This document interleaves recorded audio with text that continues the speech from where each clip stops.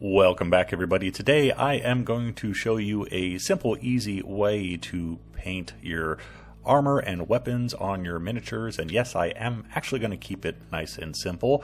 And I'm also going to show you the secret to keep your metallics nice and shiny.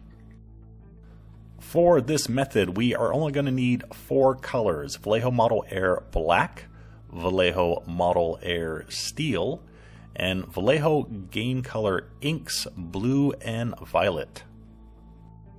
The Vallejo Model Air Black we're using is black metallic, not just straight black. And I highly recommend using the Vallejo Model Air Metallic range because unlike most metallics out there, these actually contain aluminum powder rather than mica flakes. So it's much finer and you get much smoother results than if you're using kind of your bog standard metallic paint. Step number 1, super simple. We are just going to cover all the armor on our Dragonborn here, not being super duper cautious because we're painting this first, and just want to make sure that I hit every single nook and cranny on the miniature. We will be painting a bit more of a darker steel color here, which I actually prefer. I'm not a huge fan of the chromed out knights. For our one and only highlight, adding some steel to our black, I did about a 50-50 mix here. Normally I go much lighter, more 75-25. And we are going to dry brush this on, so just wringing out the bristles of the brush right now on a paper towel, not some silly dry brushing template palette thing. Don't know what people are doing with that. And just carefully dry brush it. And like I said, this is our only highlight, so we're going to do this lightly so we don't cover up all that black. We are only going to need 1 highlight here because we are relying on the reflective properties of the metallic paint to supply a majority of the highlights on the armor. Also, one thing to note: since the Vallejo Model Air has aluminum powder in it, it has a greater tendency to kind of fly everywhere. So if you are dry brushing your armor, which is a good way to use metallics actually, the solid particles in the paint lend themselves very well to dry brushing, so this is not a shortcut here. But if you do dry brush, you want to tend to do that first before painting any other part of the miniature, otherwise you're going to find shiny flakes all over everything. Step 3 and 4, we're going to add some color to our shade regions. Now, just so you know ahead of time here, because of the light reflecting off the miniature and the fact that everything else is black, I know you can't see this too well on camera, but trust me, I am putting color down here.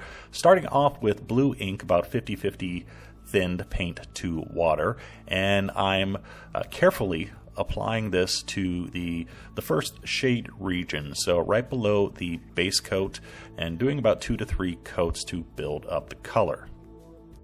Once we are done at this stage, I'm going to again use 50-50 mixture, this time violet ink, and that's going to go into the deepest recesses of the armor.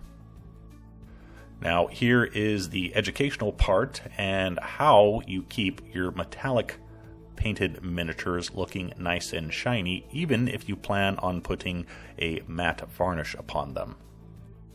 These 2 steps I could theoretically use as an overall wash. Just slather the miniature in blue and then take a thinner mixture of violet, then put that over the blue.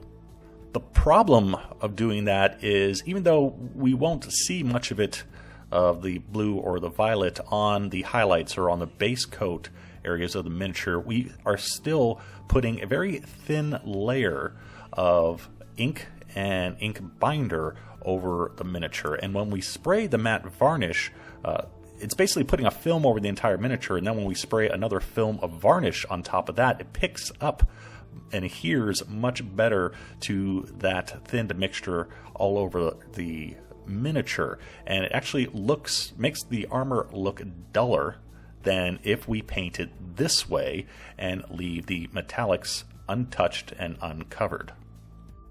And the same thing goes for anything we put over the metallic. If it was a paint wash, a contrast paint, a nun oil pre-made wash type thing, anything you put over the metallic, even though you're only putting the color in the recesses, you're still putting whatever mixture that is and covering the entire armor with that. So we want to keep our metallic nice and pure so we have some sheen left once we flat varnish it.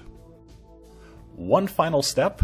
This is an extra step specifically for this miniature. I do not normally do this, but I am taking some black paint, and the reason I'm using this here is because this particular armor has a lot of gouges in it, and I want those nice and flat and dark. So just taking some regular black paint, not black metallic, and just carefully painting in those scratches. And now with the rest of the miniature painted, you can see some of the color on the armor now. You can see some of the blue and some of the violet. I went and I like to do these colors a little bit more on the subtle side. You can definitely increase the amount of blue and violet if you wish. Use a stronger combination or multiple layers if you choose. And here are the results of our simple armor painting technique. The entire miniature is varnished using Vallejo Mecha matte varnish, and I actually like the miniatures with a little bit of the sheen dialed down a bit because of the scale of the miniature. I don't want something in this scale to look too shiny. But even with the matte varnish over the miniature, you can still see some of the sheen coming through as the light hits the miniature in different angles. You can see a little bit of the color in the armor. It's subtle, which is what I actually like. And just to show the comparison, the sword was painted with a much higher ratio of steel to black, and that was given the same 2 washes over it. So if you use a lighter color combination of your armor, the colors that you add, that blue and the violet or whatever colors you choose, is going to show up much more prominently. And just to give you another look at this painting technique, I do have another miniature I happen to be painting and finished about the same time. Painted the exact same way, just without that black paint at the very end because this armor has no gouges in it. But again, the very same technique, just black metallic, dry brush, and then 2 carefully placed ink washes. So that's it for this one. Rather short and super simple. I did say I was going to keep this simple, and hey, look, I did. So go ahead and take this idea and play around with it. I do like the darker armor look for armor. I think it just looks more natural in scale. You can play around with your ratios. You can use different color for the washes.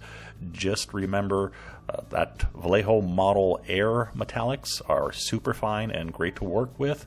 And don't cover or slather anything over your armor if you want it to still look shiny.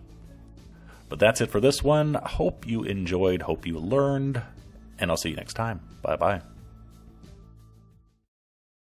The fun never stops when you're clean and tidy.